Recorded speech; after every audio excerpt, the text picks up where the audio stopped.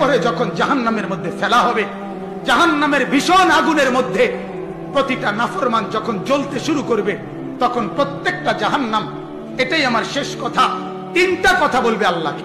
কয়টা কথা? এক নাম্বার বলবে, আল্লাহ এত কষ্ট, এত আযাবের চাইতে মৃত্যু দিয়ে দেন, মেরে ফেলেন।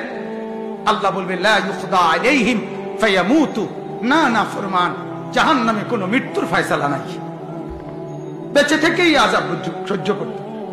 দুই নাম্বার, প্রতিটা নাফরমান বলবে, আল্লাহ তাইলে দ্বিতীয় প্রস্তাব মহলা আপনার কাছে, জাহান্নামের আযাব একটু হালকা করে দেন, একটু একটা ঘন্টা বাদ দিতে কোন, মাসে একদিন কদ্দুর ছাড় দেন, সপ্তাহে একটা দিন ছাড় দেন, 24 ঘন্টার মধ্যে 10টা মিনিট একটু বিশ্রাম করতে দেন মাওলা, একটু ছাড় দেন না কমপক্ষে।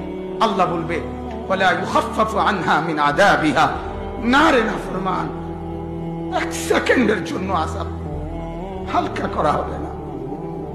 না বন্ধু, দুনিয়াতে কেউ আগুন জ্বললে প্রথম যদি এদিক দিয়ে আগুন লাগে, ওই পর্যন্ত আইসা জ্বলতে জ্বলতে হইতে পারে সে মরে গেছে, মানে রুহু চলে গেছে।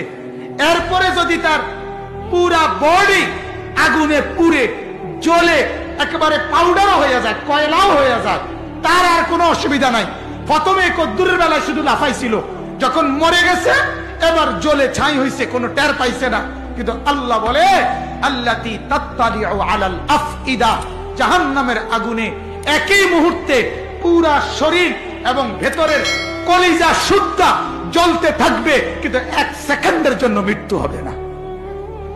মান ইলাহুন গায়রুল্লাহ ইয়াতিকুম বিদিয়ান। কেমনে বললে বুঝবেন আপনারা? আসলে আমরা বুঝি না বাপ, মাঝে মাঝে বুঝি না, মাঝে মাঝে মনে হয় শুধু নিজেই কাঁদি। এছাড়া কি করার আছে? চোখের পানি ছাড়া কি করার আছে?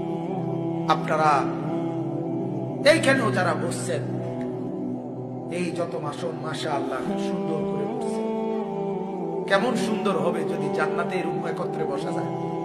কল্পনা করেন, এই কপাল যদি সেজদা না থাকে কিভাবে যাবে? আল্লাহকে নারাজ করে জান্নাতে কেমনে যাবেন বাবা? কেমনে? দুনিয়া ভোগ করতেছেন, দুনিয়াই ভোগ করছেন।